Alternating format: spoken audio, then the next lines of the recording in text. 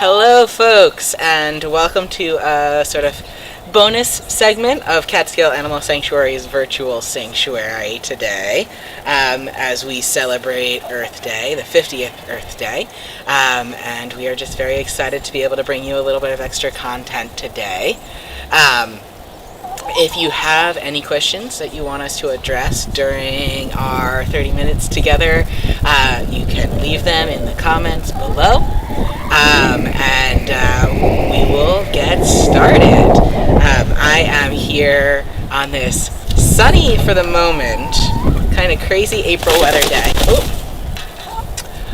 Almost with Penelope. She's going to wander off for a second. Are we done? We're done sitting. We're done doing lap sits. That's fine. We'll grab Prudence in a second. Yes, we will.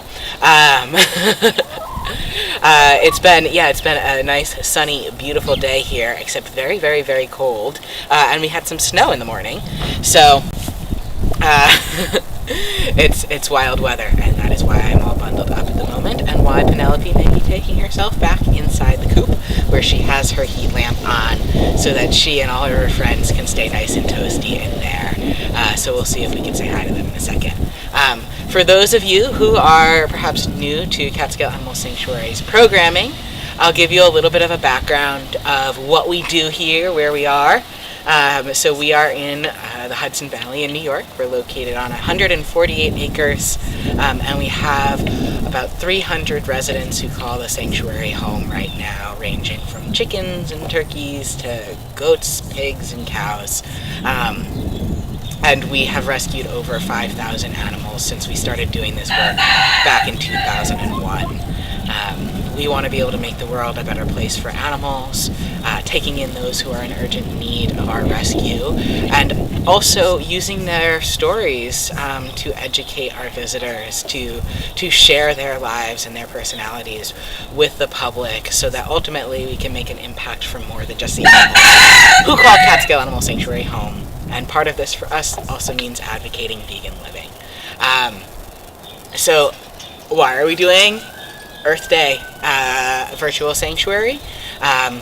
It is just generally very exciting event to sort of be a part of. And this year's Earth Day theme is climate action.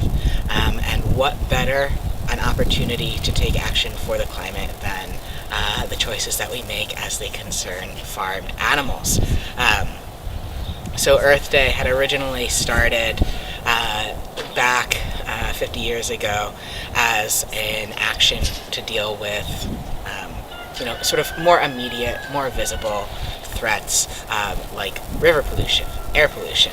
And ultimately, Earth Day led to action that was able to help get the Clean Air Act passed, the Clean Water Act, all of that.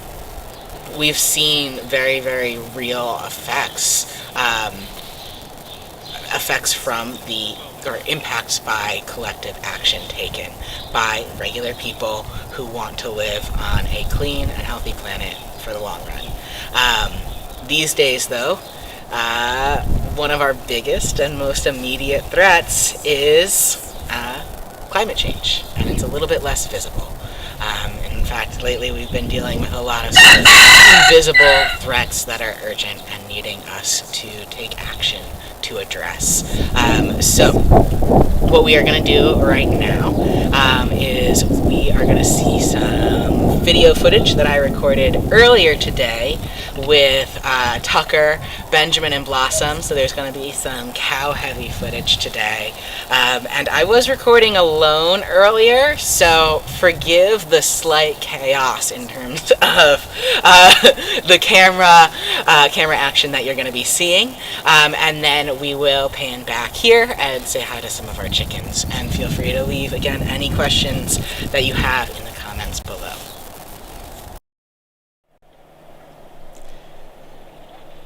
So we are over here with our favorite guy, Tucker, at the moment.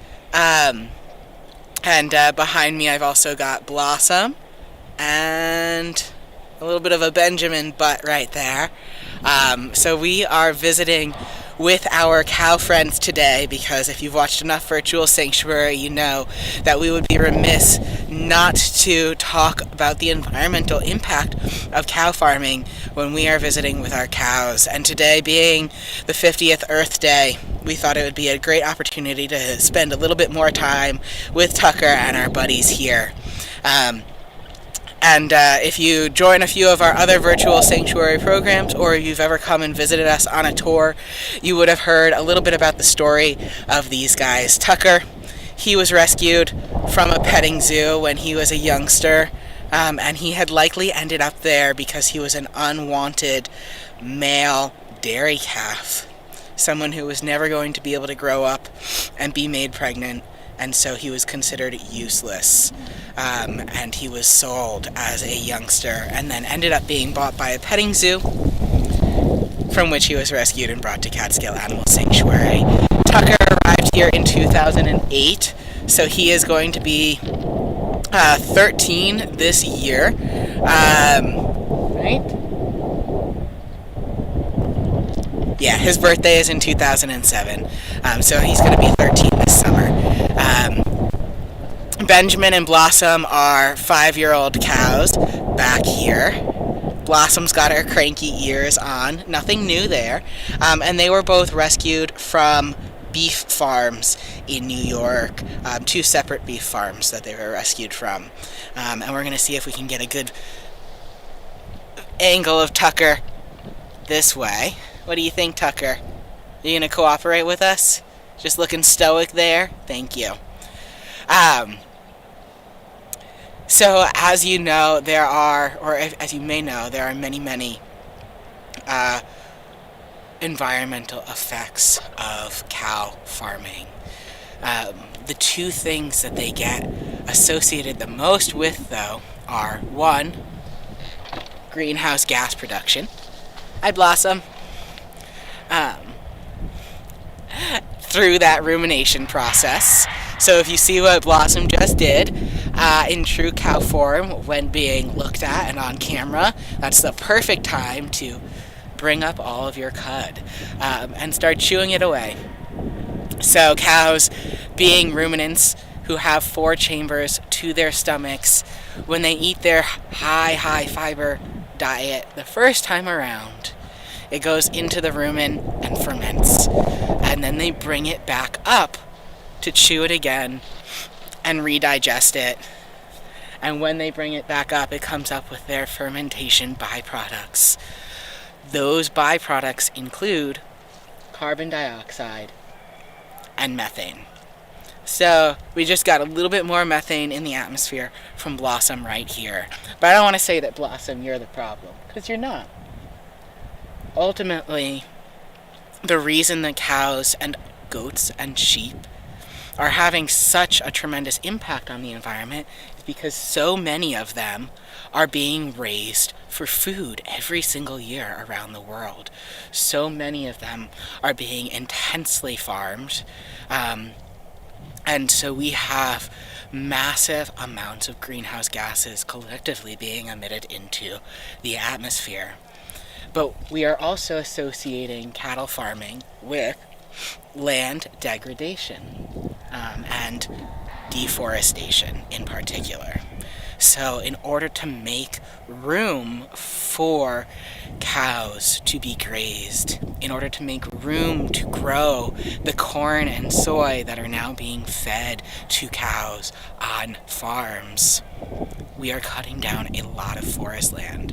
In fact, estimates are that about 90% of the Amazon is being deforested, or 90% of Amazon deforestation is related in some way to animal agriculture. And I'm just going to stand up here because Tucker's sticking his nose at Blossom, and we wouldn't want Tucker to make Blossom cranky while I'm in Blossom's walking path, would we? He says, "What? I'm just cuddling." And look at that friendship that they've got going on. Sometimes Tucker will bother Blossom, but they're just 2 cows chilling right now. But we know that if we were to switch from a standard American diet to a plant-based diet, that we could save or create or use half the CO2. And we've got Benjamin coming over here. We would create half the CO2. We would use an 11th of the oil, a 13th of the water, and an 18th of the land than we are currently using, because of how we are currently farming animals across the world.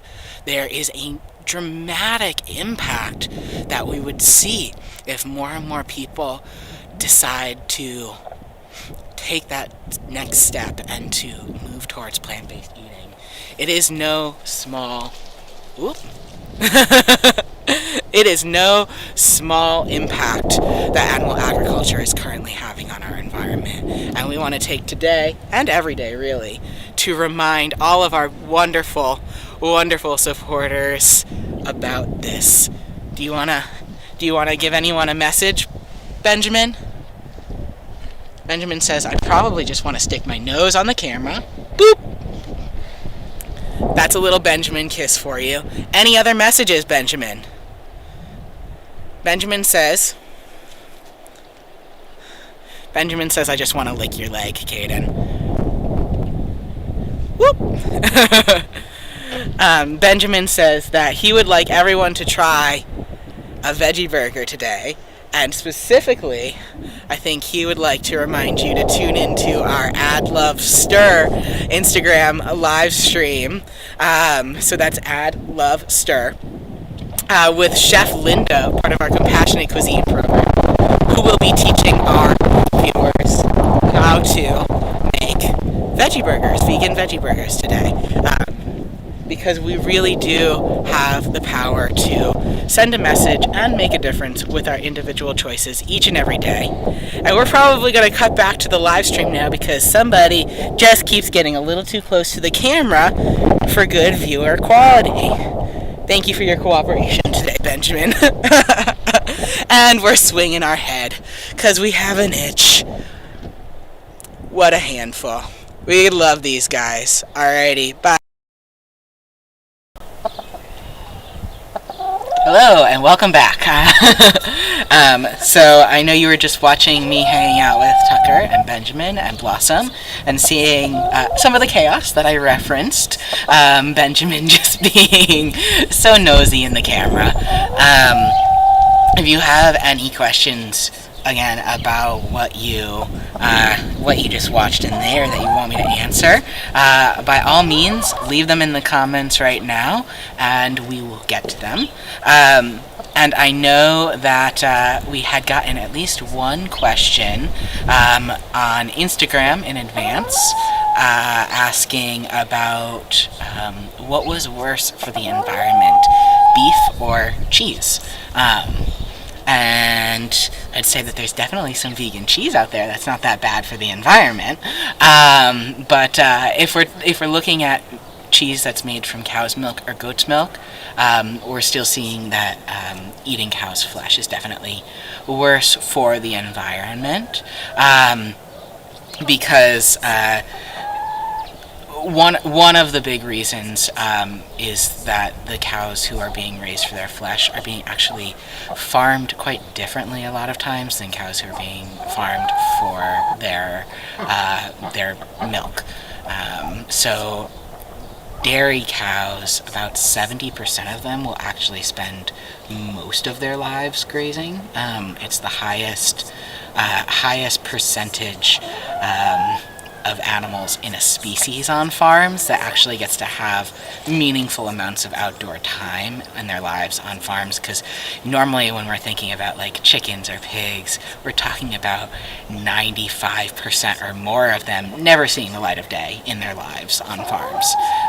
So dairy farming looks a little bit different, but this also means that they're fed a little bit less corn and soy on average, because if they were eating corn and soy to the extent that beef cows are eating them on farms, a lot of times you would see so much damage to their livers that they wouldn't be able to actually sustain the 3 to 5 years of milk production that they're being forced to do on dairy farms on average. So I hope that kind of answers the question. That's a little bit of a pivot. Did we have any other questions come in while I was going on my ramble there? Sorry. We want to know who the sweet chicken is who's sitting with you right now. This is Chatty Prudence. Hi. Prudence looks a lot like Penelope. They are both red sex-link hens, is their breed. And they are both soft, chatty ladies. Prudence came to us in December of, I want to say 2018. She was found on Christmas Day by one of our humane educators. One of our humane educators was driving out of Brooklyn and to New Jersey and found Prudence in a lump on the side of the highway. She had horrible damage to her head. She was all torn up, just looked a total mess, right? You looked a mess. You look beautiful now. You really do. You gonna clean for me? She might peck my face to clean me, and it's entirely out of love, I promise, and it also doesn't hurt much. She's got quite the clipped beak, so she doesn't even have a full beak right here. We believe that what happened was she fell off of a truck bringing her to be killed in the city at a slaughterhouse there. After her time as an egg-laying hen was up, she was considered a spent hen. But you're not spent yet. You've got years left to bask in the sun, right? She's so sweet, so inquisitive. The sun is almost coming out. I'm almost warming up. And are you ready to bounce away? I think she's gonna hop off. Maybe not. She's sounding like she wants to get busy and just like go and explore and find all sorts of goodies on the ground and hang out with Penelope, who is right here. I think you could see her. Yeah. So Penelope is in the back. Penelope is a bit darker. And she has a bit more of a reddish comb, which honestly means, Penelope, maybe we have to look at your implant. So these guys have much smaller, in general, combs and wattles than some of their peers. And the comb is this bit right here on her face, and the wattles is underneath. And she's not showing them right now because she's busy. Don't poke the wattles. I would never.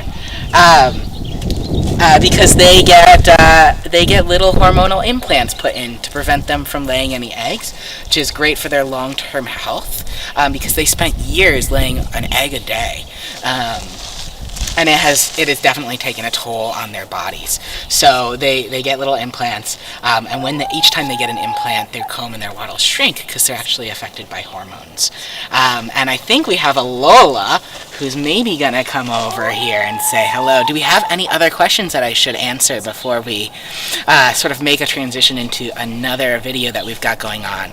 And then we'll see if we can get Lola to appear after that video. But when we were with Tucker and Benjamin, we were talking about sort of the intangible climate change, or seemingly intangible effects on climate that animal agriculture has. Of course, we're not just dealing with climate change right now.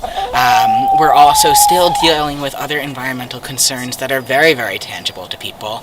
If you were watching Lauren's video yesterday, her virtual sanctuary video yesterday, we were talking a little bit about how pig poop from animal agriculture is being just sprayed into communities effectively, and polluting their air.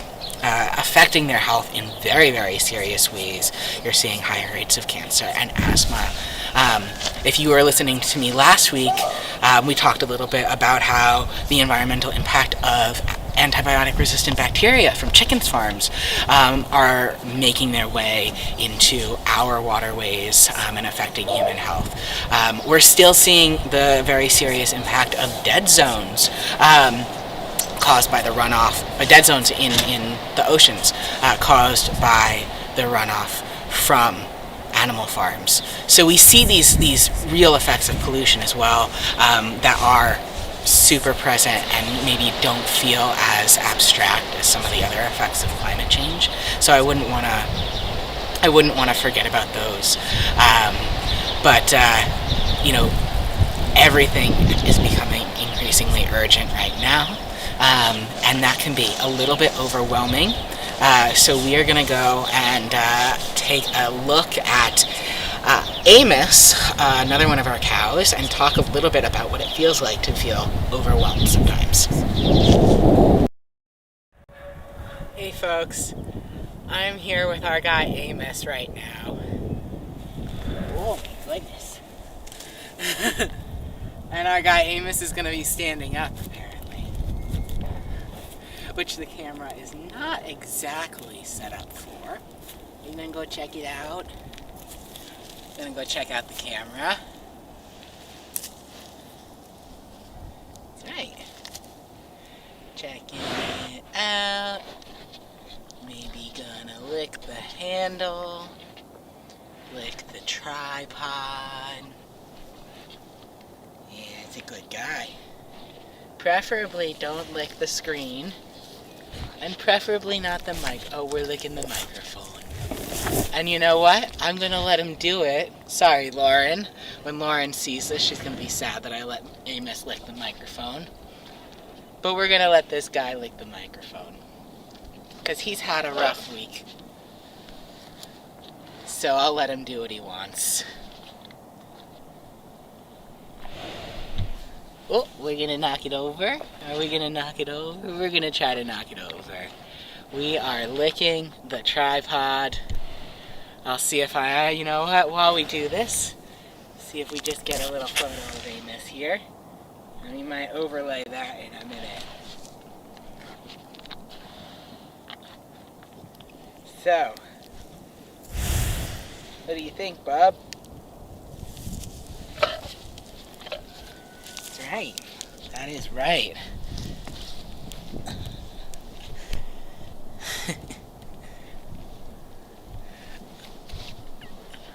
Alright, so we are getting a little bit of weird sunlight here, especially as we had to move it, but oh yeah, there we go, there's the color correcting.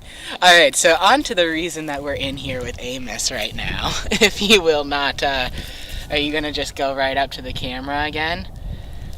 You know what, folks, I think what we're going to have to do is we're going to have to turn this camera around. Oh.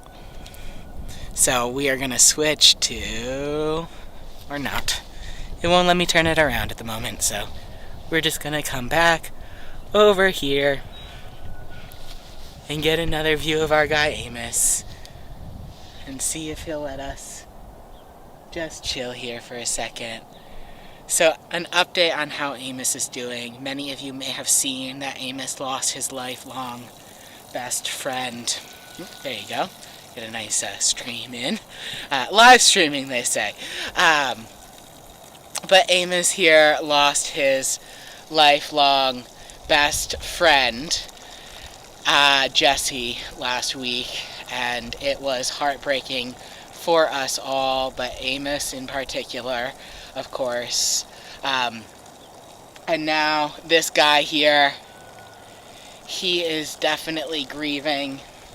His energy is definitely not quite the level that it had been at. And we're just letting him go through that grieving process.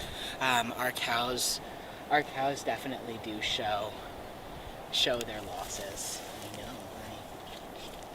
I know. Eventually, when he is ready and he's had some time to adjust to his new normal, what we're going to do is we'll introduce Amos to some new cows so that he can hopefully...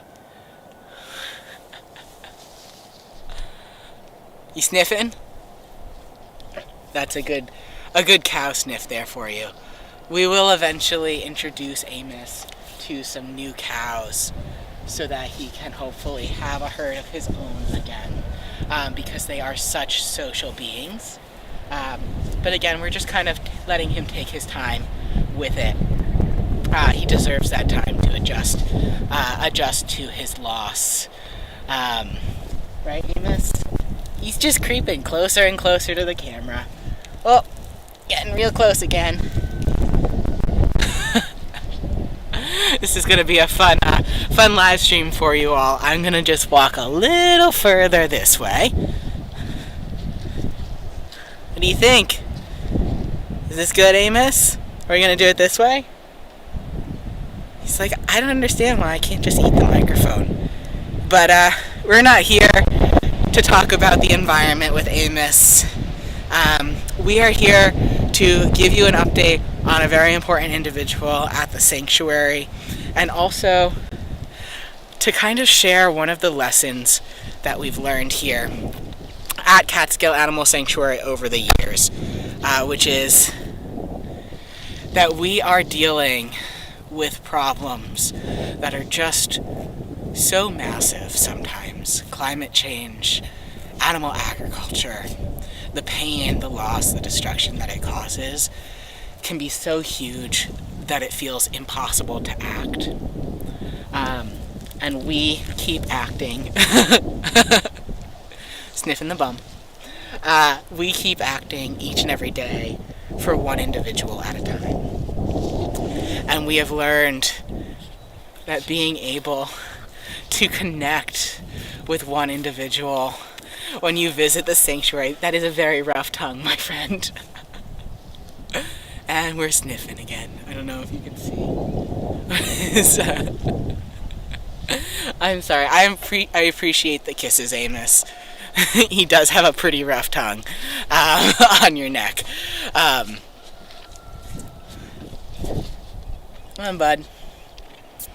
We have learned that just being able to visit the sanctuary, to meet a cow, to meet one sheep, one chicken, one turkey who changes... Thank you, Amos. Licking the camera again and licking the microphone. One turkey who changes your life and changes how you want to live your life makes a difference. Each and every day, we see one person choosing to change. We get all of these stories about people who visited the sanctuary and decided that they wanted to make a difference in the lives of animals. Sometimes that's going vegan, sometimes that's going vegan and rescuing animals of their own. And being able to speak up about what is going on in the lives of animals, being able to speak up about how the way that we are raising and farming animals is affecting our environment. Amos is still looking at the camera. This is each and every day making a very, very real difference. And it can be so hard to see these intangibles sometimes. So we just want to share the lesson that we've learned with you, which is that you do have that individual power, and we hope that you'll use it every single day for good. We're going to cut back to our live stream now. Boop!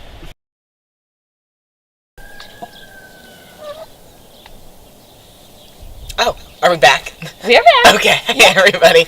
We're having a nice moment with Lola. We were having a nice moment with Lola. She was sitting pretty perfect while we were waiting to come back to the live stream, and then as soon as it was cutting close, she decided she was going to walk forward and move around and not be visible.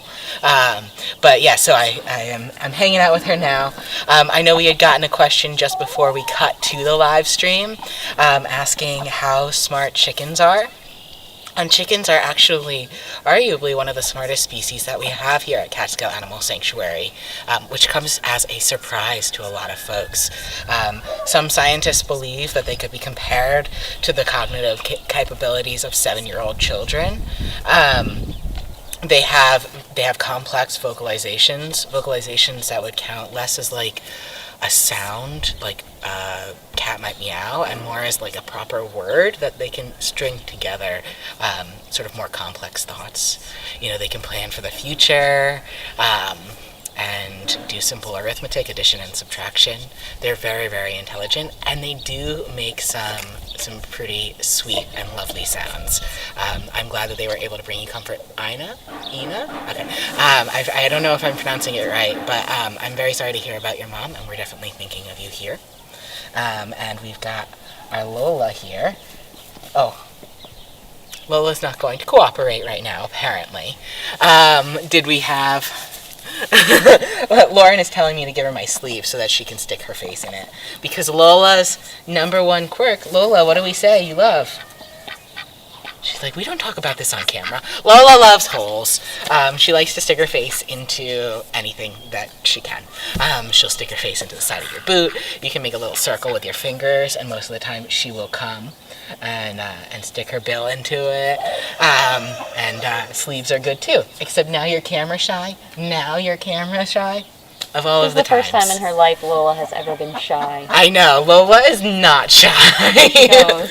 Lola is bossy as can be, and sassy and delightful. And this is how we call her over, right? Oh my goodness, so demure.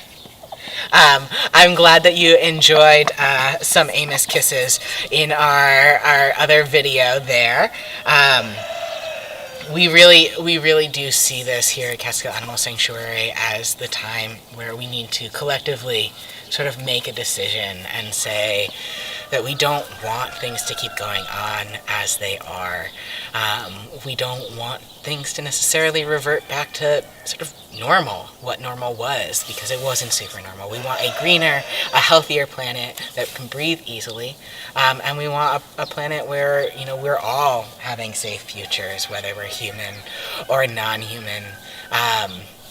And even though it can be really hard for us to grasp those enormities because of how our psychology works, we hope that you will think of an individual. Just close your eyes now. Think of a human who you want to make the world a better place for, and think of a non-human who you also want to make the world a better place for. And think today of what action you are able to take to help make the world a better place for them.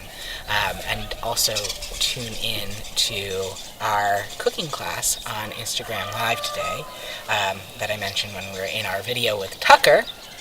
And then also, I wanted to give you just a backup photo of Amos when he was kissing the camera. So when I was talking about him licking the microphone, I took a photo of him so you can see it up on the screen now, because he was being very naughty and very cute, and he can do whatever he wants. That is absolutely the case. Amos can do what he wants here at this point. Do we have any other questions? I want to be able to answer any questions that you guys have before we wrap up here today. We've got a shy crowd today, or maybe we've just answered all of your questions. I am super appreciative that you guys have again chosen to tune in with us, and we are still doing lots and lots of virtual programming outside of our virtual sanctuary right here. We're doing virtual classroom stuff with Lauren, and you can email her to set up a visit for your students, or even honestly your private group. Like, it could be your birthday party, you want to have a tour with Lauren. You can email her at lauren@casanctuary.org, and you can also go to casanctuary.org/visit in order to learn more about our sort of private virtual visits of the sanctuary. And what am I forgetting? We are incredibly grateful for any support that you are able to give us during these times as well. And if you want to, you can text CAS to 91999 to make a donation and give us some support that way. And we totally understand if that is something that you can't do right now. But we are grateful for every bit of help that is coming our way as we again try to keep this place running as normally as we can for all of our lovely residents. And we will be back here tomorrow at 1 p.m. for our regular virtual sanctuary programming. And happy Earth Day. Stay safe. Take care. And we'll see you tomorrow.